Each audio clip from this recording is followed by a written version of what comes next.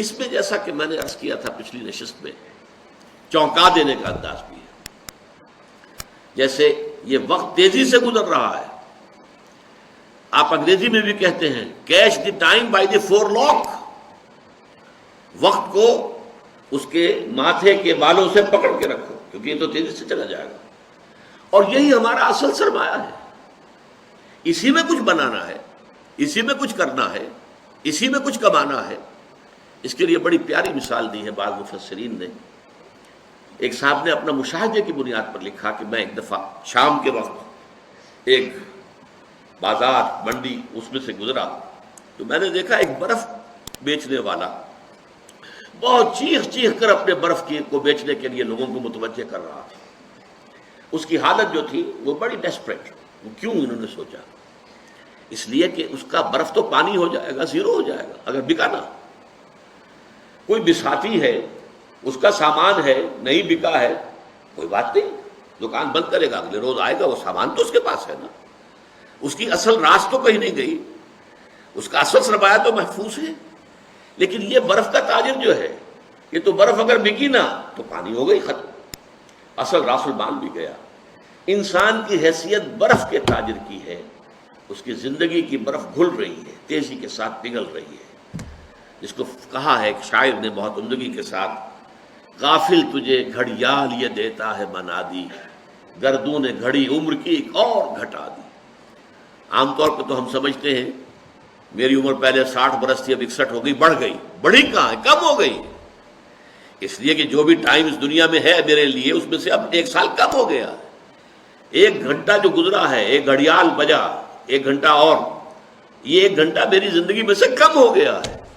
غافل تجھے گھڑیال یہ دیتا ہے منادی، گردون گھڑی عمر کی ایک اور گھٹا دی۔ تو یہ وہ چونکا دینے کا انداز ہے۔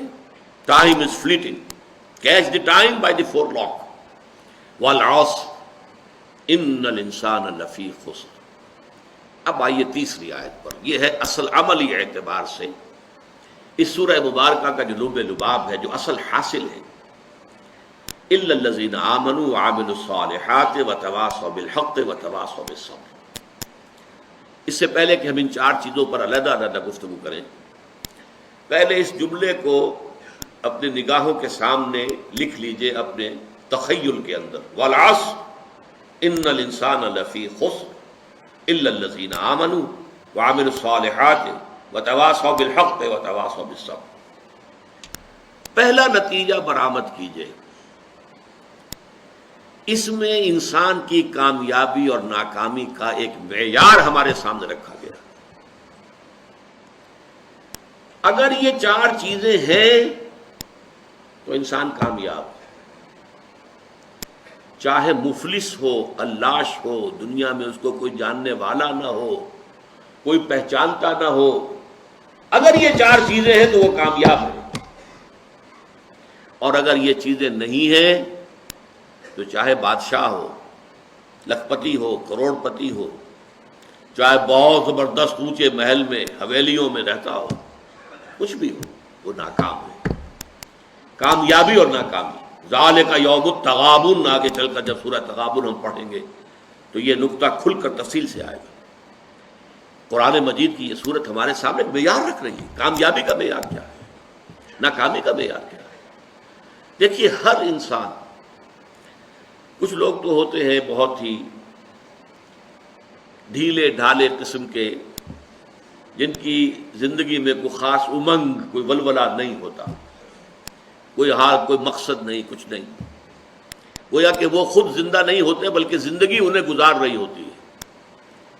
لیکن اکثر لوگ جو آپ کو ملیں گے، کوئی نہ کوئی امبیشنز ہیں، کوئی مقاصد ہیں، کوئی نہ کوئی نام سامنے جو ہے، کوئی طالب علم ہے ان سے جا کے پوچھئے، کوئی کہے گا میں ڈاکٹر بننا چاہتا ہوں، میں انجینئر بننا چاہتا ہوں، میں کمپیوٹر کی تعلیم حاصل کرنا چاہتا ہوں، میں کوئی بڑا وکیل بننا چاہتا ہوں۔ ہر شخص کے سامنے کامیابی کا کوئی نہ کوئی معیار ہے۔ وَلِكُلٍّ وِجْهَةٌ هُوَ مُوَلِّيهَا، ہر ایک نے اپنے لیے ایک ہدف معین کیا ہوا ہے اور اسی کی طرف رخ کیے ہوئے بھاگ دوڑ کر رہا ہے۔ ہمارے ذہنوں میں کامیابی کے معیارات ہیں۔ زیادہ دولت ہو جائے کامیابی ہے، ہم عام طور پر یہ نہیں سوچتے یہ دولت حرام سے آئی ہے یا حلال سے آئی ہے۔ بہت اونچا محل دیکھا، محسوس ہوا یہ لوگ تو یہ شخص جو اس میں رہ رہا ہے بہت، جیسے کہ قارون جب نکلا تھا اپنے پورے شان و شوکت کے ساتھ تو اس کی قوم کے لوگوں نے کہا تھا کہ یہ تو بڑا خوش نصیب انسان ہے، حظ عظیم والا ہے، لیکن جب پھر وہ دھسا دیا گیا زمین میں تو انہوں نے کہا کہ ہاں اللہ تعالیٰ کا بڑا فضل ہم پر ہوا کہ ہم قارون کے مانند نہیں تھے، ورنہ ہمیں بھی دھسا دیا گیا ہوتا۔ لیکن یہ تو بات کی بات ہے نا، جب قارون کو دیکھا تھا شان و شوکت کے ساتھ نکلا ہے لوگوں میں، اس وقت تو یہ کہ اعصاب تھر تھرا جاتے ہیں لوگوں کے۔ کوئی بڑی لمبی سی چمکیلی سی بھڑکیلی سی کار آپ کے قریب سے گزرے تو ایک دفعہ تو اعصاب کے اندر ارتعاش ہوتا ہے، ہم متاثر ہوتے ہیں، اپنے ماحول سے متاثر ہوتے ہیں، اور اس میں پھر یہ کہ ہمارے جو تصورات ہیں کامیابی اور ناکامی کے، اگرچہ اول تو ہے ہی نہیں ہمارے سامنے یہ تصور کامیابی کیا ہے ناکامی کیا ہے، لیکن اگر ہو بھی تو ڈاواں ڈول ہو جاتے ہیں، ہم متاثر ہو جاتے ہیں، اس ماحول کا اثر لیتے ہیں، قبول کرتے ہیں، ہمارے اپنے اس ہدف کے ہوتے ہیں۔ تو پہلی بات تو یہ کہ کامیابی ان چار چیزوں کے حوالے سے ہے، یہ ہے تو چاہے کوئی غریب ہے۔ حضور نے فرمایا کچھ لوگ ایسے بھی ہوتے ہیں جو کسی محفل میں بار نہیں پا سکتے، کہیں وہ سفارش نہیں کر سکتے، ان کی یہ حیثیت ہی نہیں کہ کہیں جا کر سفارش کریں، کوئی انہیں رشتہ دینے کو تیار نہیں ہوتا، غریب ہے، مفلس ہے، خلاش ہے، کوئی حیثیت نہیں ہے، لیکن اللہ کی نگاہوں میں ان کا مقام وہ ہے کہ اگر وہ کہیں بھولے سے بھی کوئی قسم کھا بیٹھے تو اللہ تعالیٰ ان کے قسم کی لاج رکھے گا۔ مفلس ہونا، خلاش ہونا، گمنام ہونا، اس میں کوئی حرج نہیں، اگر ایمان ہے، عمل صالح ہے، تواصی بالحق ہے، تواصی بالصبر ہے، اگر یہ چیزیں ہیں تو ظاہر بات ہے کہ پھر انسان کی کامیابی ہے۔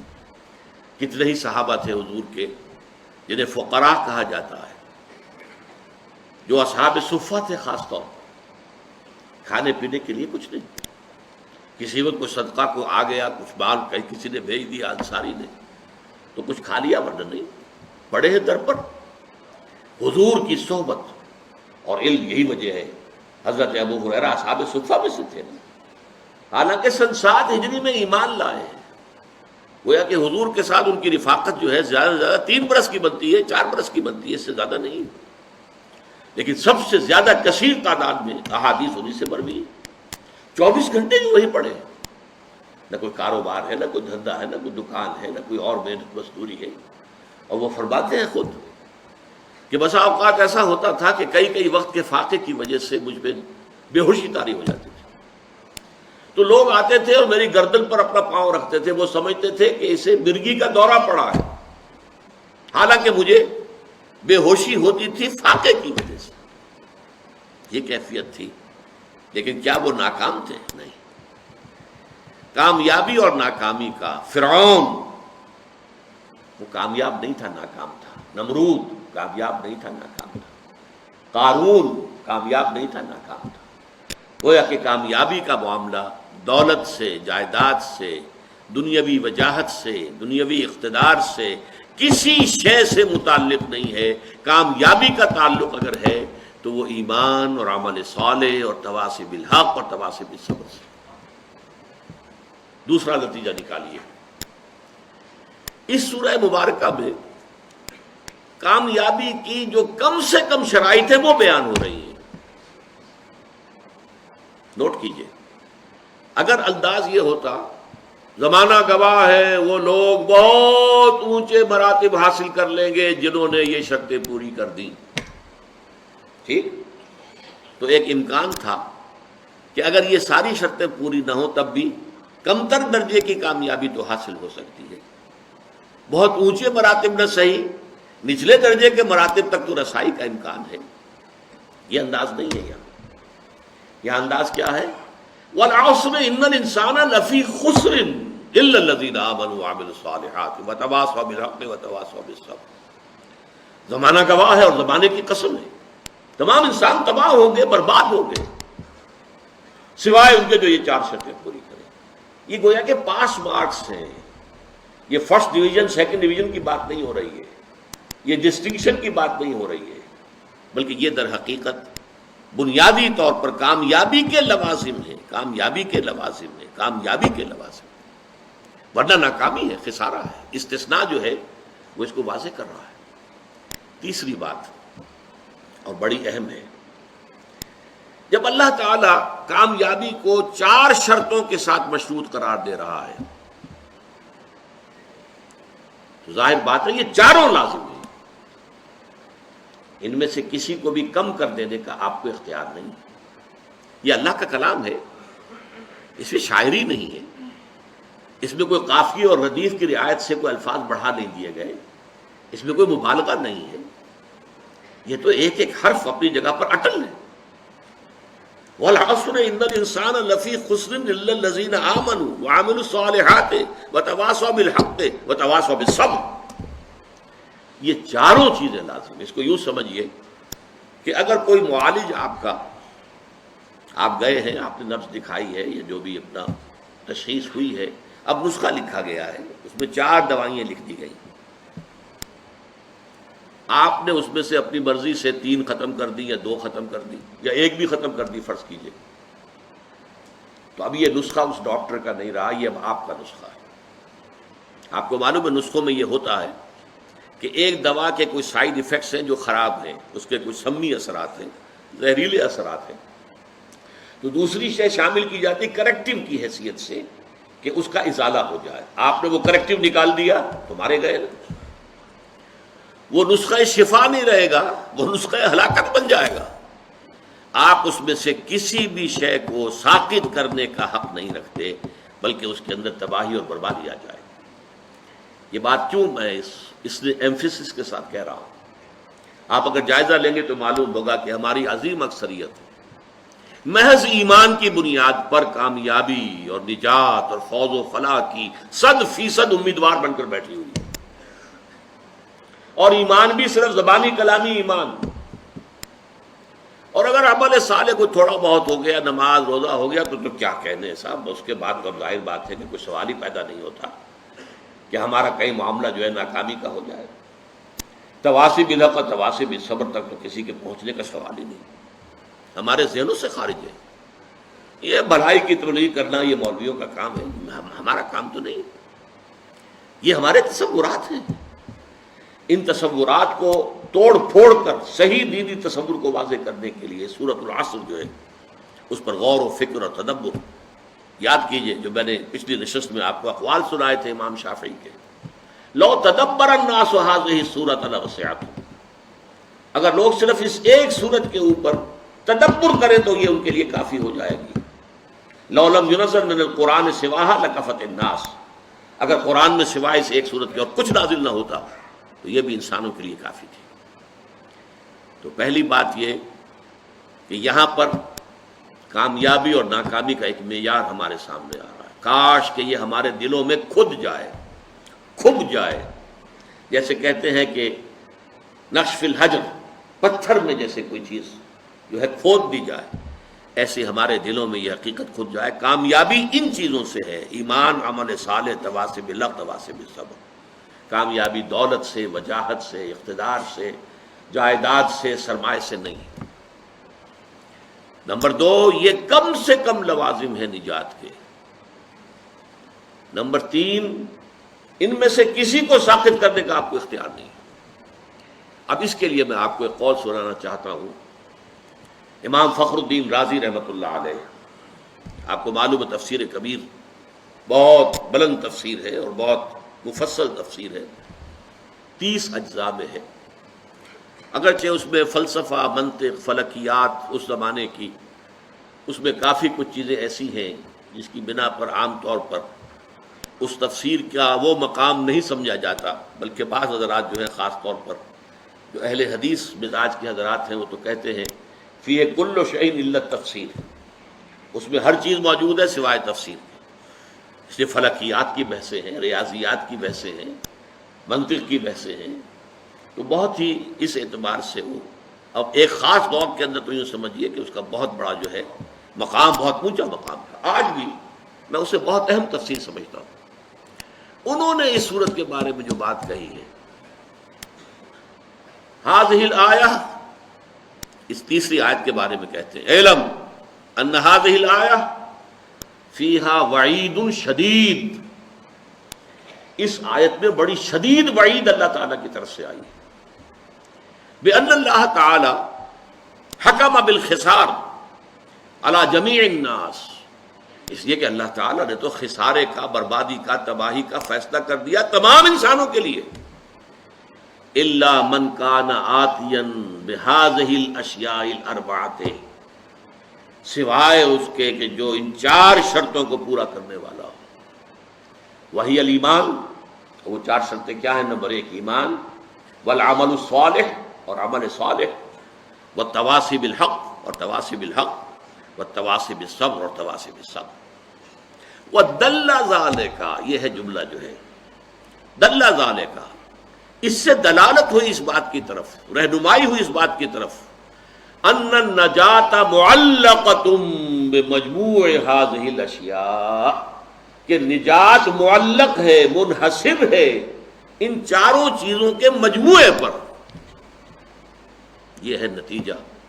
منطقی اعتبار سے اس جملے سے یہ نتیجہ نکلتا ہے، صحیح نکلتا ہے، 100% درست ہے.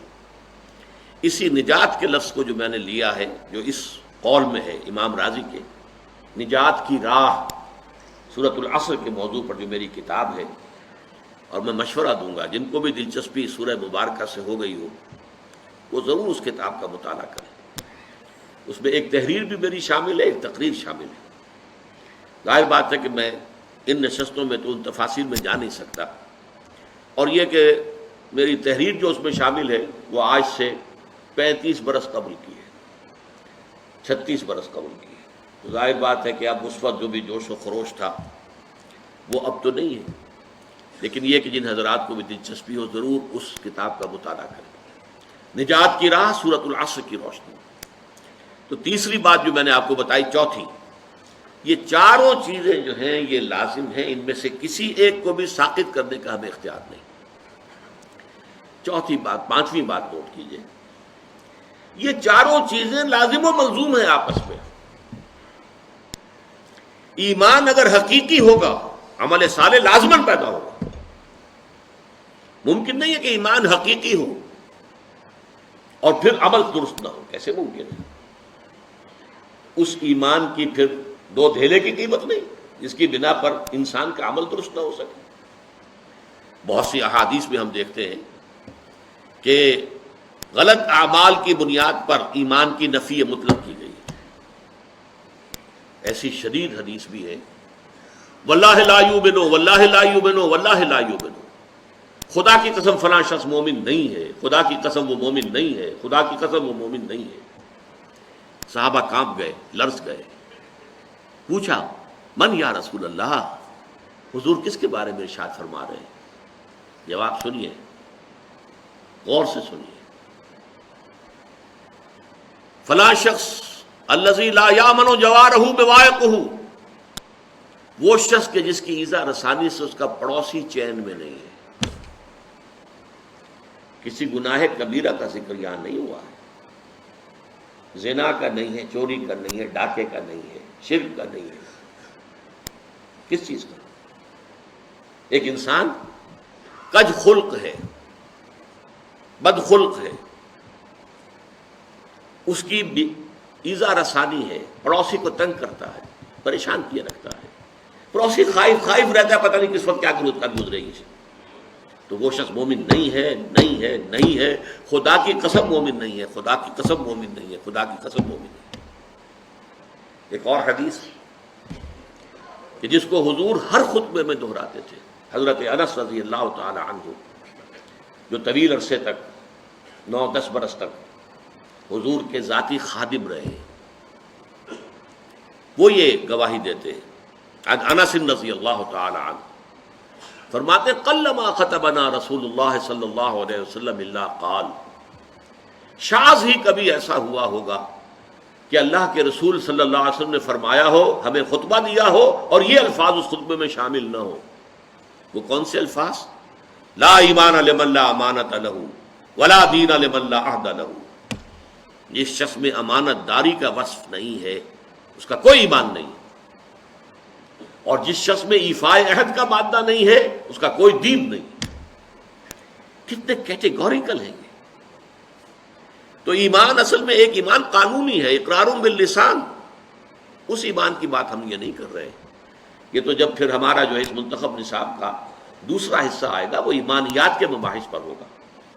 اس کے شروع میں پھر ہم ایمان کے بارے میں باتیں کریں گے.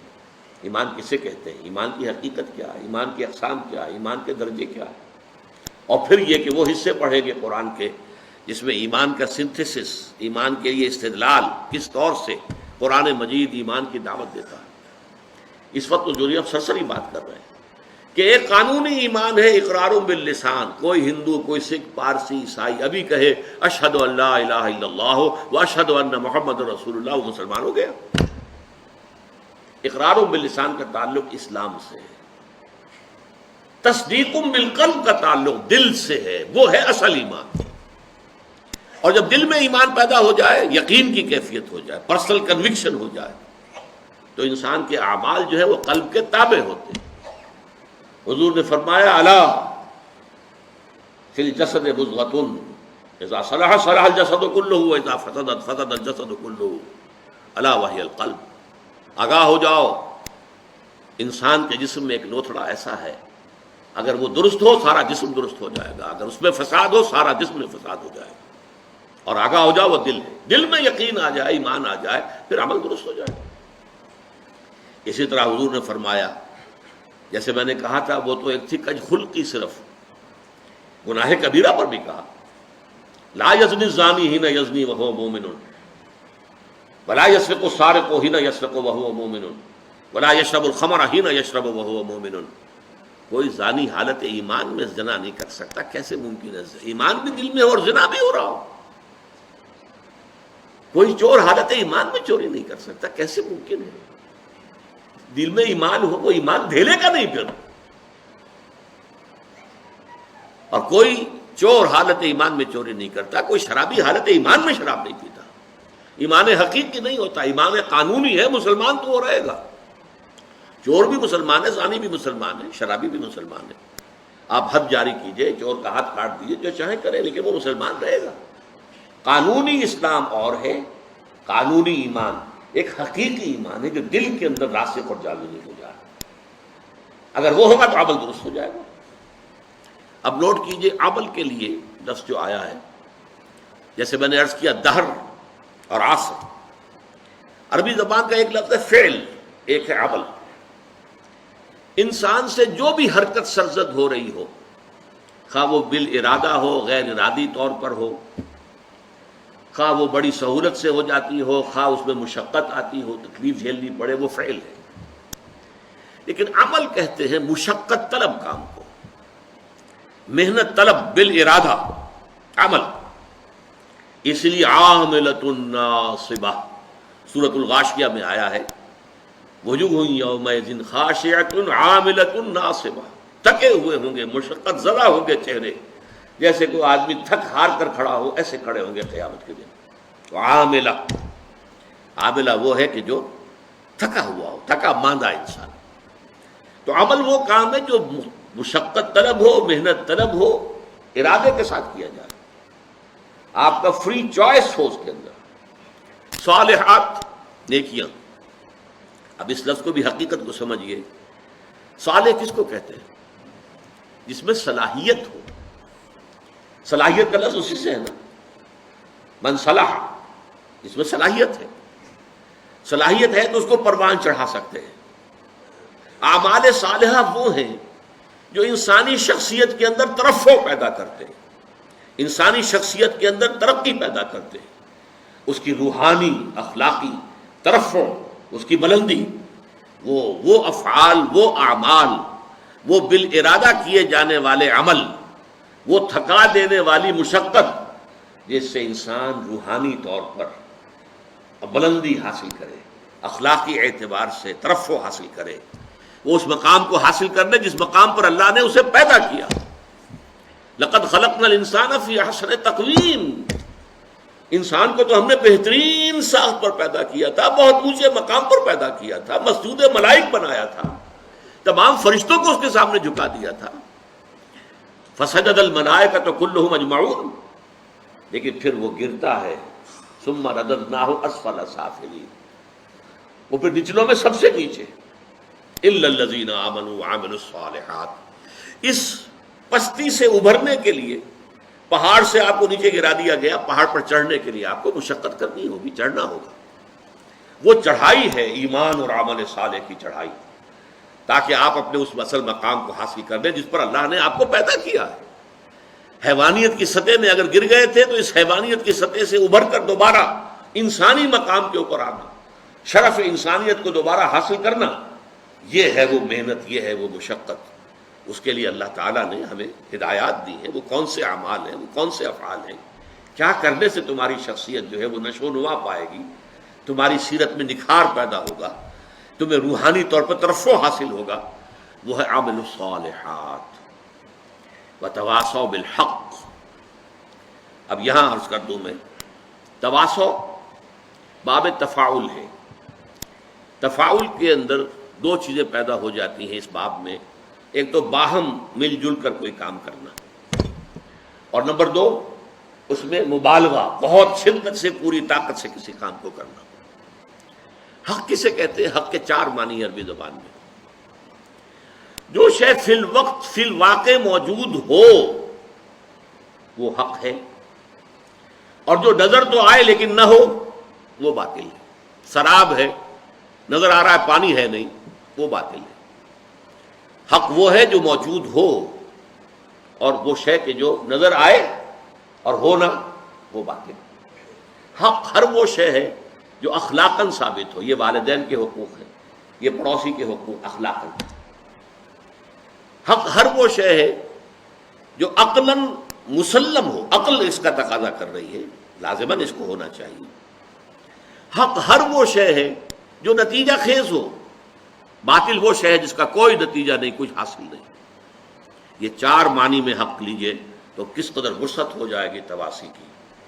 اور باہم ایک دوسرے کو کرنے کا مطلب کیا ہے؟ ایک اجتماعی زندگی وجود میں آنی چاہیے۔ یہ ایمان اور عمل والے جو ہے مل جل کر ایک اجتماعیت وجود میں لائیں۔ یہ اجتماعیت ایک دوسرے کو سہارا دیتے ہوئے آگے بڑھے گی، ایک دوسرے کو حق کی وصیت کریں گے۔ کسی کا پاؤں پھسلنے لگے گا تو پھر سہارا دے کر اٹھائیں گے، اسے ساتھ لے کر چلیں گے۔ وتواصوا بالحق، اور حق اب میں عرض کر دوں، چھوٹے سے چھوٹا حق بھی ہے اور بڑے سے بڑا حق بھی ہے۔ دو چیزیں میں بیان کر دیتا ہوں۔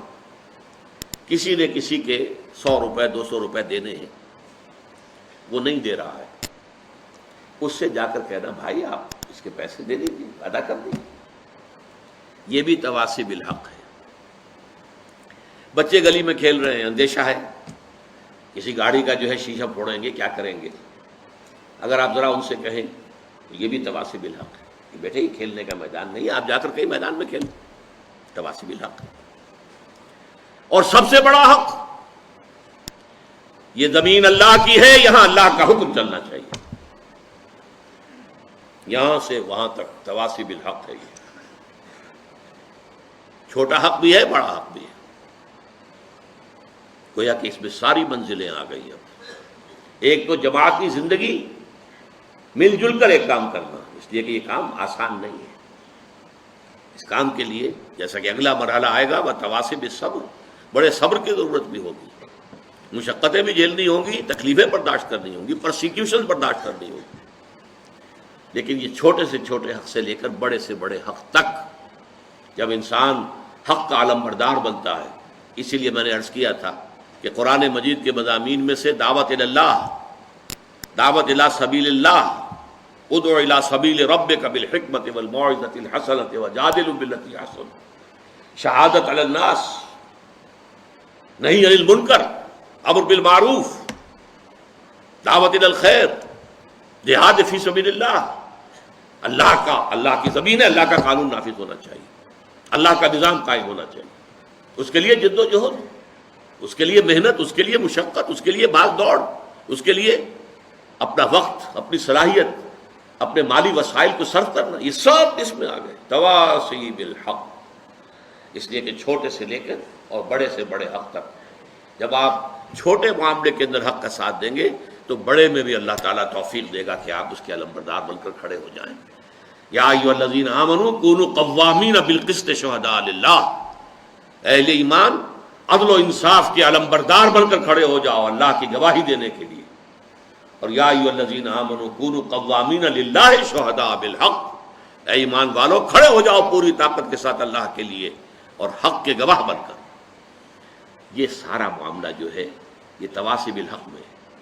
اس کے بعد آخری مرحلہ تواصی بالصبر، اس لیے کہ یہ تواصی بالحق جو ہے، الحق مر، حق جو ہے کڑوا ہوتا ہے۔ آپ بچوں سے بھی کہیں گے کہ بیٹے یہاں نہ کھیلو تو ہو سکتا ہے کہ وہ گستاخی کریں، کہ آپ اپنا راستہ لیں، جی آپ کون ہوتے ہیں؟ کسی سے کہیں گے بھائی تم نے اس کے 200 روپے دینے کیوں نہیں دیتے، دے دو، بھائی تم کون ہوتے ہو ہمارے معاملے میں آنے والے؟ ریزنٹمنٹ ہوگی، اس سے جوابی کارروائی ہوگا۔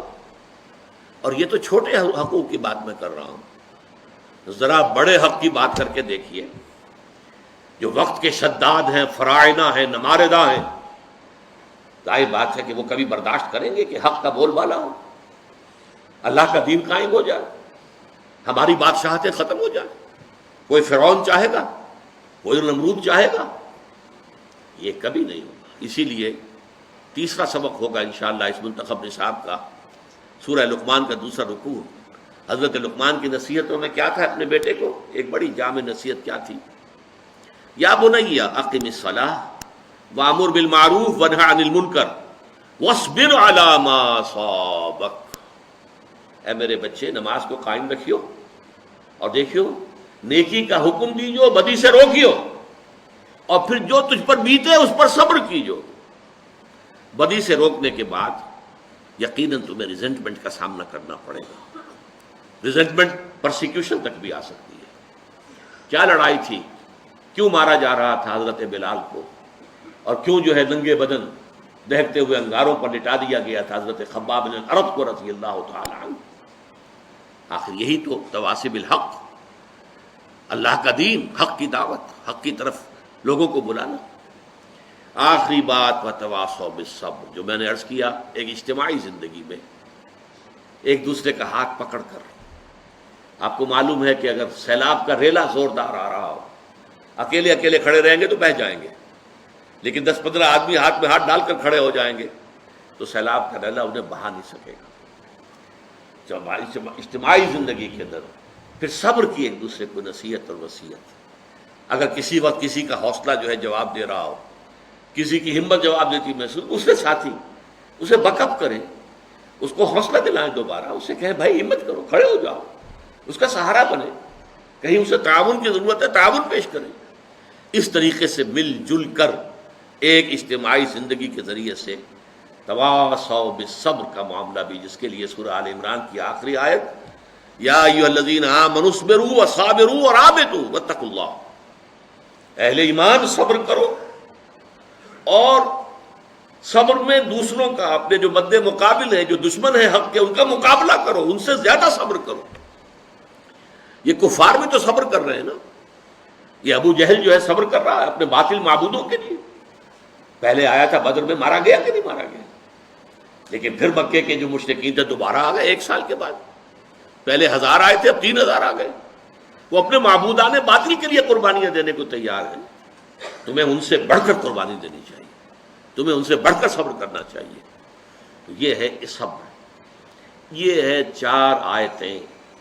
اس میں اگرچہ بعض نکات اب بھی تشنہ رہ گئے ہیں، لیکن بحیثیت مجموعی، جسے اصطلاحاً کہا جاتا ہے تذکیر بالقرآن، ایک ہے تدبر قرآن، گہرائیوں میں اترنا، ایمان کے لفظی معنی پر بحث ہو، ایمان کے عمل صالح اس کے مختلف پہلو، تواصی بالحق اس کے مختلف پہلو، ان میں آپس میں ربط کیا ہے، کیوں لازم و ملزوم ہے۔ اس حوالے سے کچھ چیزیں ہو سکتا ہے کہ میں اگلی نشست میں ابھی ان کی بھی تلافی کروں۔